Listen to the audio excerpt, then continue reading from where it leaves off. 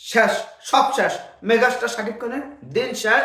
Prince ছবি disaster দেখে megastar Shakib খানের দিন শেষ। শাকিব খান আর কখনো ঘুরে দাঁড়াতে পারবে না।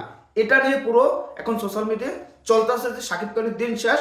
এখন হচ্ছে নাটকের বাংলাদেশ এবং সিয়ামের বাংলাদেশ এবং নিশুর বাংলাদেশ, এই কথাবার্তা বলতেছে কিছু লোক, কিছু চেলাবালা, কিছু প্লেয়ার টিম, যে শাকিব খানের দিন শেষ, শাকিব খান আর কখনো জাগতে পারবে না। এই যে স্বপ্ন দেখতেছে, এই যে স্বপ্ন তারা দেখতে দেখতে নিজেরা কোথায় যেই পড়ে, কোন জায়গায় ঠালা উঁচু আছে সেটা না দেখে চক্ষু বন্ধ করে তারা এখন হাঁটতে আছে, কোন দিকে যাইতেছে কেউ জানে না। যে মেগাস্টার শাকিব খানের দিন শেষ, আমরা এখন চক্ষু বুঝতে হাঁটবো আর আমাদের ছবি সুপারহিট দেবো। এই যে কথা তারা ভাবে বা চিন্তা করে, তার মাথায় সমস্যা আছে। সেই সমস্যাগুলো আপনারা জানেন যে কি কি সমস্যা। এই সমস্যাগুলো নিয়ে একটা কথা বলবো। তারা দেখেন, মেগাস্টার শাকিব খান এগুলো একটা 2টা 15 কোটি, একটা 10 কোটি মানে ফিল্ম আছে স্টার সিনপ্লেক্সে, সেটা একবার ভাবুন।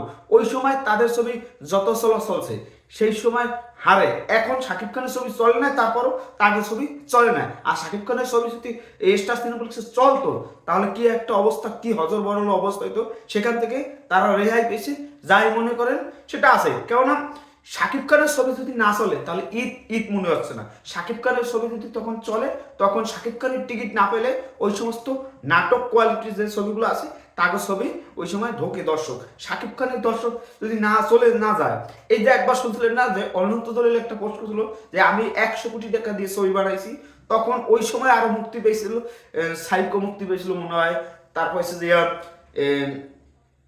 কি জানি পরাণ মুক্তি পেয়েছিল, তখন পরাণের বাজেট ছিল 40 লক্ষ টাকা। তখন ওই যে অনন্ত জলিলের ছবির টিকিট না পেয়ে টিকিট কাটছিল পরাণের, কিন্তু সেই পরাণেই সবচেয়ে ব্লকবাস্টার হয়েছিল। কেন?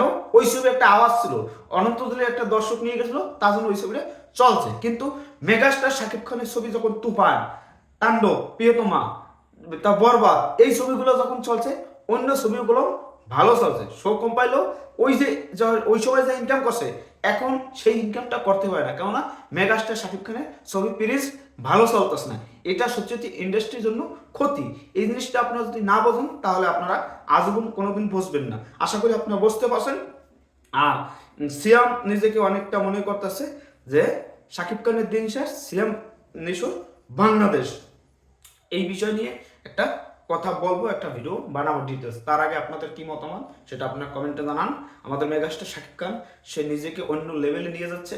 আর এই যে যারা টেনশনে আছেন তারপর সব টেনশন কেটে যাবে। কেননা মেগাস্টার শাকিব খানের প্রিন্স আসতে আছে, এই সরি প্রিন্স না, রকস্টার আসতে আছে, রকস্টার অন্য লেভেলে নিয়ে যাবে, এটা আমরা বিশ্বাস করি। কারণ মেগাস্টার শাকিব খান একটা ছবি নেগেটিভ গেছে, এখন পজিটিভ দিয়ে বের হয়ে যাবে, এটা আমরা আশা প্রত্যাশা করতে পারি। আপনারা কি মনে করেন সেটা আপনারা কমেন্টে জানান। মেগাস্টার শাকিব খান এগিয়ে যাচ্ছে, এগিয়ে যাবে, অনেক দূর যেতে হবে। কেননা ষড়যন্ত্র যতই হোক শাকিব খান এগিয়ে যাইতেই হবে বাংলা চলচ্চিত্র টিকানোর জন্য।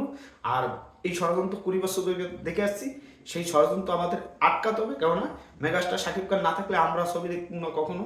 আর ওই হলের অবস্থা কী হবে বুঝুন, সিঙ্গেল স্ক্রিন একটাও থাকবে না, শাকিব খান থাকতেই বন্ধ হইতেছে একটা ব্যাপারটা। আর যদি না থাকে তখন অবস্থা কী হবে, সেই অবস্থার পর ব্যবস্থা। আর যারা ফিলিংস দেখার পর হতাশ হয়েছেন তারা আশা করি রকস্টার দিয়ে সব কিছু ওভারকাম করে দেবে। এটা আপনারা বিশ্বাস করুন আর না করেন, আমরা করি। আপনাদের পর সব কিছু ছেড়ে দিলাম, দেখা যাক কিছু কী হয়। আমরা আশা করি ভবিষ্যতে আরও ভালো কিছু আপডেট দিতে পারবো আপনাদের। এখন শুধু সময়ের অপেক্ষা, আশা করি ভালো কিছু হবে, ভালো আপডেট আপনাদের দিতে পারবো। সবাই ভালো থাকবেন। আর শাকিব খানের দিন শেষ হয় না, শাকিব খানের দিন শুরু হয়।